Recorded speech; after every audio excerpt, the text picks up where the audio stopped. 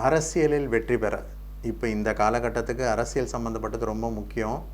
So அரசியலில் எல்லாரும் ஜெயிக்க முடியுமானாக்கா எல்லாராலையும் ஜெயிக்க முடியாது. இருந்தாலும் சில பேர் அரசியலில் ரொம்ப யோகமாக ஜெயிக்கிறாங்க, ரொம்ப நாள் வருஷம் அதில் கால் பதிக்கிறாங்க. என்ன காரணம் அப்படின்னு பார்த்தீங்கன்னா, அரசாங்க கிரகம் அப்படின்னு சொல்லக்கூடியது சூரியன், செவ்வாய், சனி.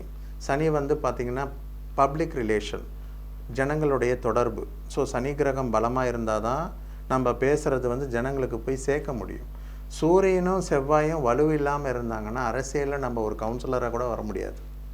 ஸோ சூரியன் செவ்வாய் பலமாக இருக்கணும், சனியும் பலமாக இருக்கணும். ஸோ இதுக்கு சம்மந்தப்பட்ட தசாபுக்திகள் பலமாக இருந்தால் தான் அரசியலில் நம்ம வெற்றி பெற முடியும்.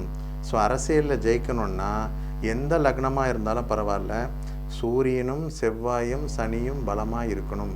இதில் ஒரு கிரகம் வலு இழந்திருந்தால் ஒரு கவுன்சிலர் லெவலுக்கு நம்ம போகலாம் அப்படின்னு சொல்லலாம்.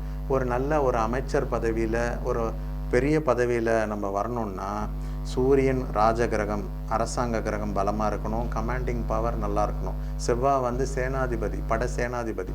செவ்வாய் வந்து எல்லாருக்கும் கமாண்ட் கொடுக்குறவர், எல்லாரையும் அரவணைச்சு போகிறவர். ஸோ செவ்வாய் பலம் நல்லா இருக்கணும். சனி ரொம்ப ரொம்ப முக்கியம். இது ரெண்டும் நல்லா இருந்து சனி நல்லா இல்லைன்னா கூட ஜெயிக்க முடியாது.